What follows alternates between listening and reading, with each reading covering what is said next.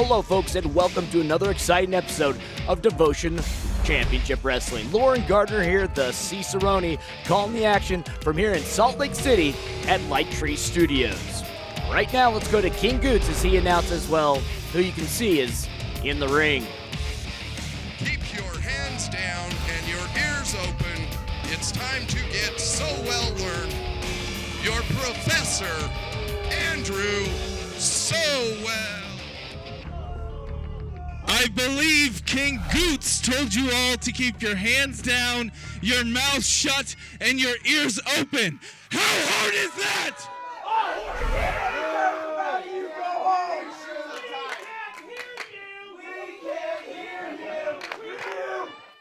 You cannot hear me? That's fine. For all of you dum-dum wanna-dos out there, I brought a visual aid. Oh, this ought to be good. You can open up the board now.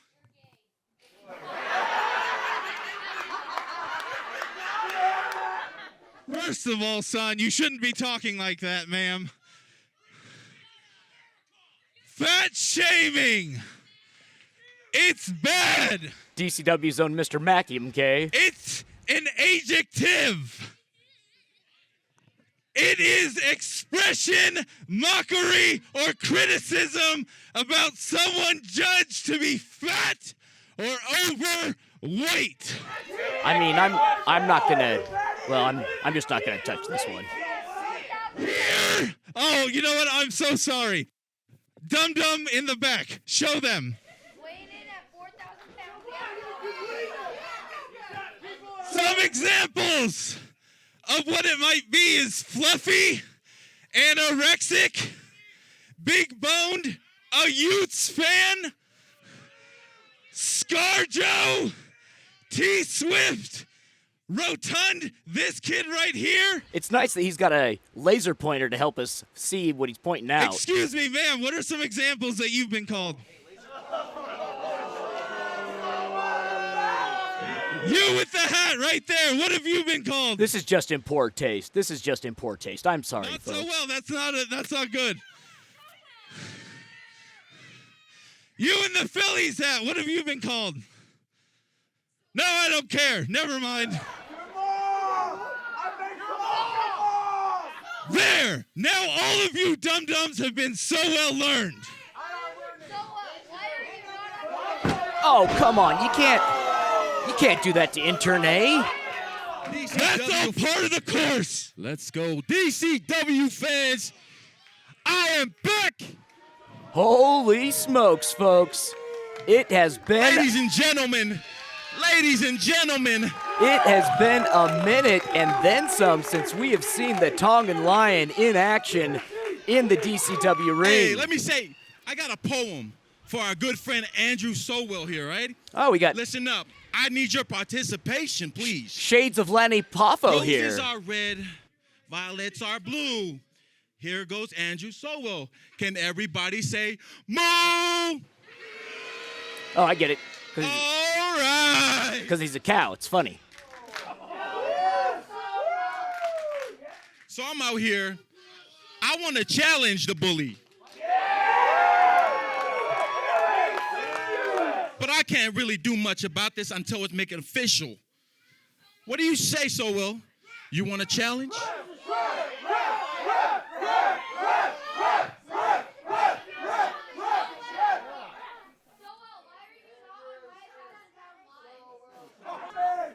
You want to fight me? No competition! You'll lose some. I'll tell you what. No. Well, with the sound and entrance of a certain EVP, I don't know if Sowell has got a say in the matter, but we will see what the Bonesaw can do about this situation. Of course, William Cutting has been riding roughshod against all those who have been so well learned. I heard you in the back, Sowell. I heard you disrespect all the devoted faithful and let alone bore them. How many of y'all were bored with Sowell? So we're going to take a little survey. How many of you want Andrew Sowell to have the night off?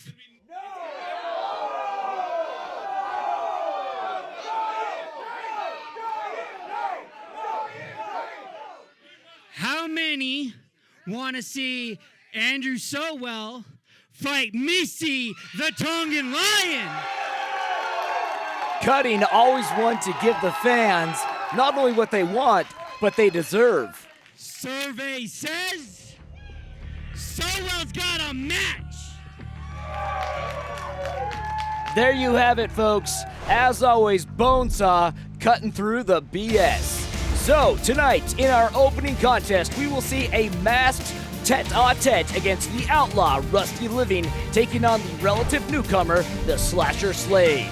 Then, on our mid-card, we have Radical Red Matthews taking on the ever-athletic Mike Burke. Then, as we just saw in our main event, it's Misi, the Tongan Lion, takes on El Profesor Andrew Sowell in our main event. We'll be back right after this.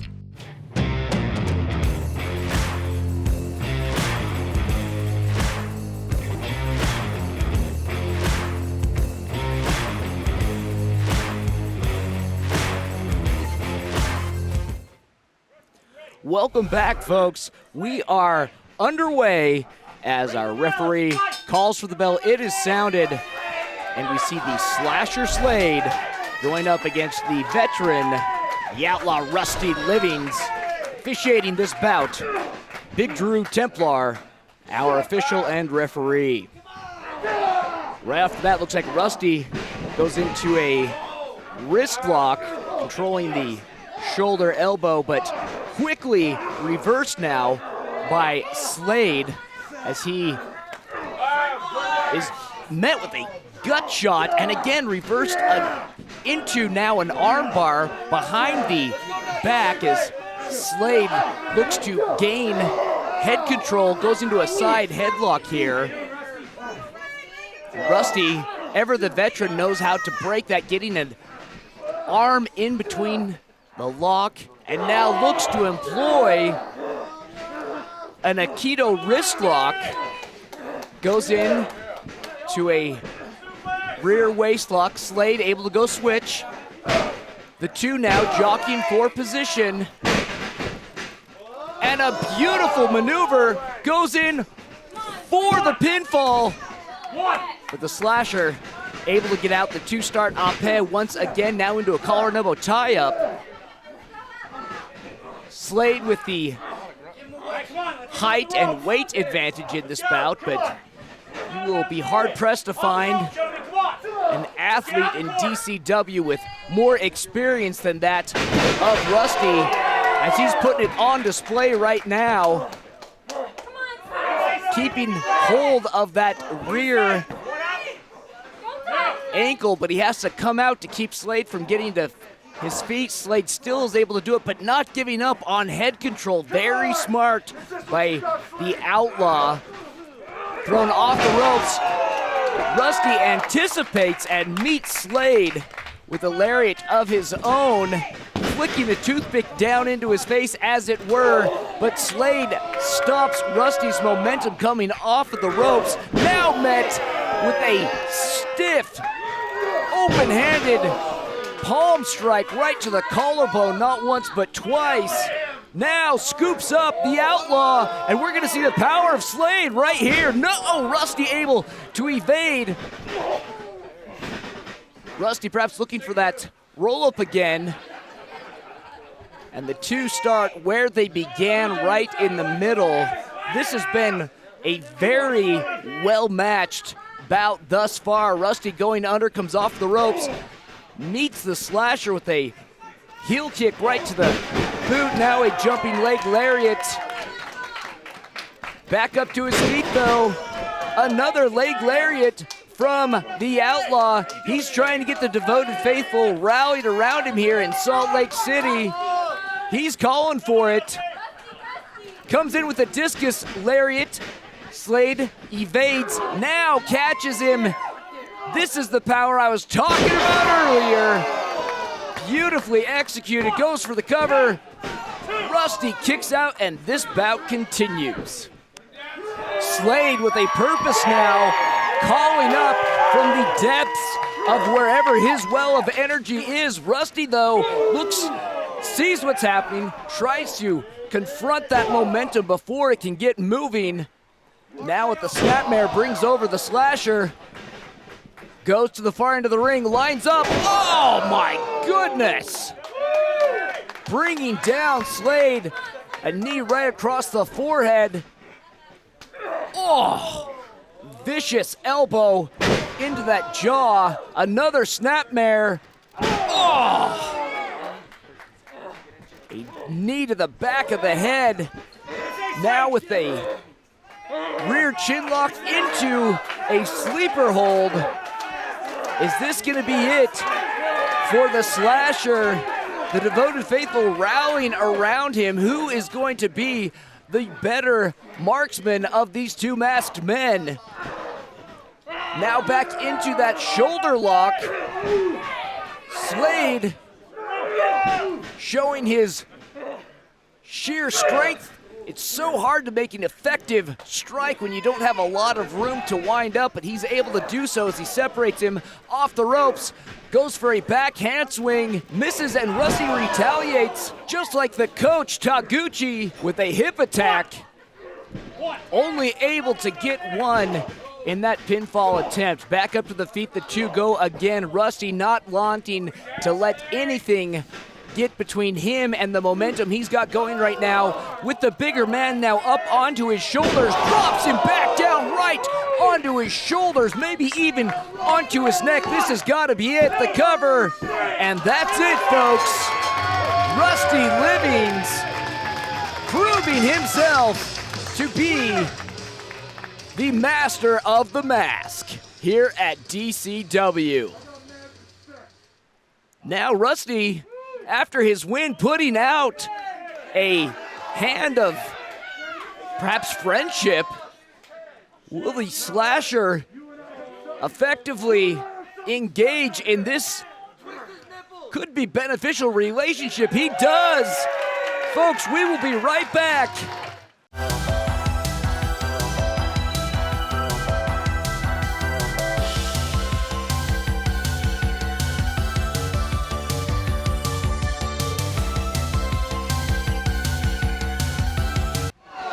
Welcome back, folks. Already underway, and in the ring, we have the radical Red Matthews, who thus far has been on the bad side of taste great, less filling, the silver bullet, the champagne of wrestlers, the original Mike Burke. But Burke has been attacking that left knee of Matthews non-stop throughout this bout thus far.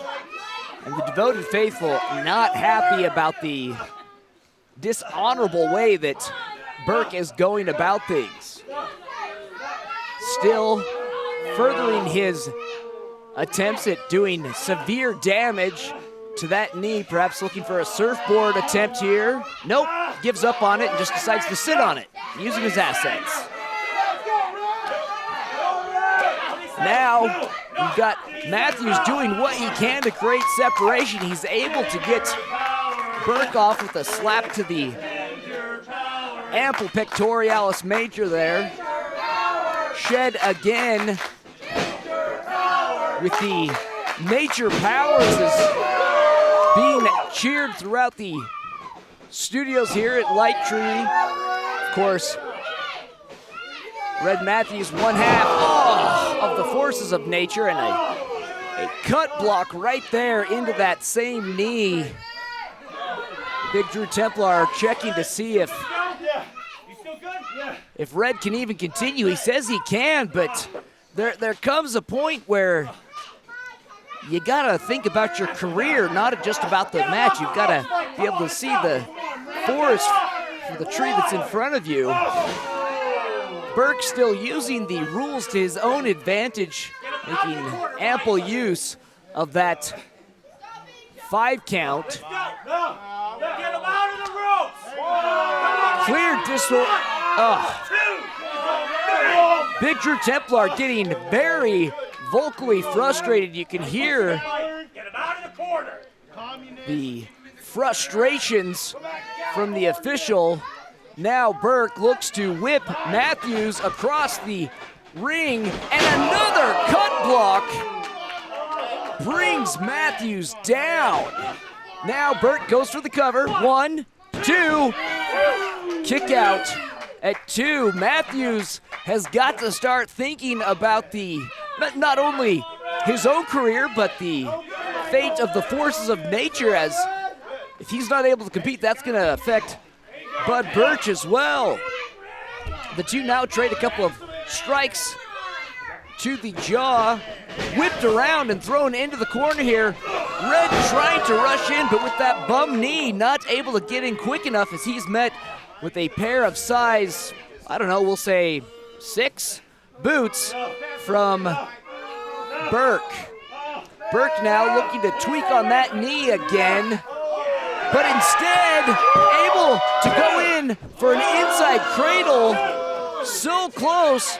A great defensive opportunity turned into an offensive pinfall, but not enough for the radical Red Matthews. Matthews with a strike to the jaw. Now looking to whip Burke, but again, that bum knee gives out. Burke drops to the ground, and Matthews is not able to capitalize on this opportunity that he has built up for himself. Burke talking trash, apparently, to Matthews as the two now get to their feet, and oh my goodness! Gut-wrenched, slammed into the mat out of nowhere. But with that extreme amount of added weight that his knees are not used to, let alone the not being able to carry his own weight at this point, our official is left with nothing else to do but start a 10 count on both competitors. Now meeting halfway of that 10 count, both of them come to their feet. Burke with a stiff strike, met by one from Matthews. A nice open-handed chop right across the jawline, and a big old lariat from Matthews. He's feeling good right now. Steadying himself on that shaky leg. Oh, wait a second, what's going on? Lucas coming in here has been tagging up with, oh, come on.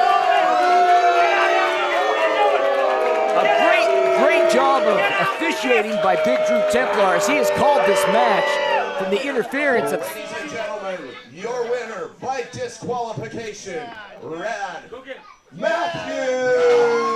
Red Matthews with the win by DQ, but Burke's TMI compatriot here looking to add insult to injury here.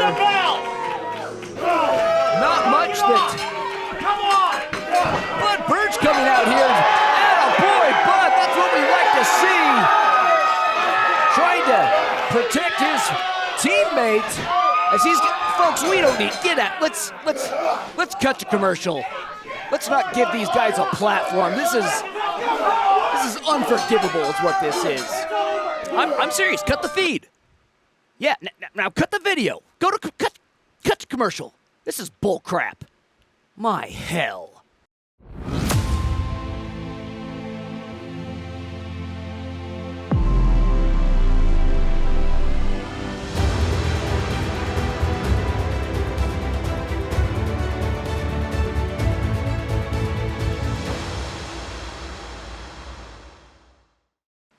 This is it, folks, our main event. Big Drew Templar has called for the bell and is imploring Andrew Sowell and Misi the Tongan Lion. Not much nudging needed when Misi is in the ring. He is rearing up and ready to go. Andrew Sowell, ever the wily veteran. I mean, folks, I'm sure you get tired of me saying it, but as obtuse as he might seem, the man is as sharp as a right angle. Misi the Tongan Lion puts the professor in his place with his sheer strength. Sowell, a bit perplexed, but says he's tough enough. Perhaps looking for a test of strength of some sort here. I'm not really sure. They go into a... Okay, folks, we're going to have ourselves a good old-fashioned arm wrestle here. Of course, this is not going to determine a pinfall, but it is going to make Sowell look, you know, less valid in his arguments that he's been making as of late. Andrew, he doesn't have, oh my gosh. I feel that even addressing that brings the IQ down of the commentary. Now we're gonna have ourselves a push-up contest. Okay. Misi sees this as, Sowell's got his knees down. Come on now. Of course, Andrew Sowell, always one to, yeah, saw that one. Andrew Sowell is, I'm telling you, everything he does is with a purpose. He might feign whimsy or stupidity, whatever you may want to call it, but it is cunning and it is dangerous. Almost as dangerous as that big old lariat and that side step back elbow. Drop down with another lariat from the Tongan Lion. Sowell still on his back, not able to come back onto his feet. Misi happy to help out with that as he brings him up. Now with a side sleeper hold. The devoted faithful admonishing Sowell to tap. Sadly enough, I believe Sowell has been subject to the exact opposite of what he was trying to teach the devoted faithful about earlier tonight. Big Drew Templar, who has already been fired up tonight, as we saw in the last bout. He is not ready to deal with any chicanery, tomfoolery, or just pig-headedness. Big sidestep, elbow into the collarbone. He's got Misi on the top rope. Sowell using his weight now and his 5 count right to the precipice of disqualification, but Sowell knows how to bend the rules. Ooh. A strike right to the button has got Misi down, held up by the turnbuckle. Sowell again with the hair. That is his second verbal warning. And again, Sowell using that 5 count to his advantage. And Misi uses that respite as a chance to come back now with some well-placed strikes. Looks to whip the big man who comes off the ropes, able to dodge an overhand hook and comes in with his own lariat, goes for the cover, and Misi kicks out at 2. Good night. That one was close, folks. Frustrated, Sowell digging deep into his reservoir of tricks to see if he can pull out something. Perhaps he too, like his state of origin, going through a drought and that reservoir has dried up a bit. However, I highly doubt it, not when it comes to Andrew Sowell. Sowell looking for a suplex here, brings up Misi. Hartley locked now for a second attempt, goes for a third, not quite able. Misi goes, looks for a small package, uses his own weight to come back over the top. What was almost a precarious situation, Misi was able to use his wherewithal to get out of it. Now pulls Sowell into the center of the ring, goes for the cover. And Sowell gets a shoulder up. This bout continues. I tell you what, Misi is doing a great job. He's forcing Andrew Sowell to compete at his own pace, his own being Misi. Pronouns, pal, pronouns. Misi is going to, if he can keep this up, if he can keep Sowell exhausted. Sowell is normally one to determine the pace of the match, but Misi's done a great job of dictating and using his perhaps better conditioned physique is the PC way of saying it. I'm sure Andrew would be pleased with my verbiage. Misi has got Sowell on spaghetti legs, comes in with the lion's paw, but it's not enough. Misi, who perhaps has dictated this breakneck speed so much that he's exhausted himself. But Sowell, who perhaps has been watching the G1 Climax, taking a page out of Toriano's book, and in doing so, oh, he's got the laser pointer, blinds Misi, I can't believe it! Goes for the cover, and that's it, folks. Andrew Sowell comes out with a big W to the dismay of the devoted faithful. Ladies and gentlemen, thank you so much for joining us tonight. As always, I'm Lauren Gardner, the Cicerone. We hope to see you on September 10th at our next live show here at Light Tree Studios. And until then, well, stay devoted. Now I will kill you.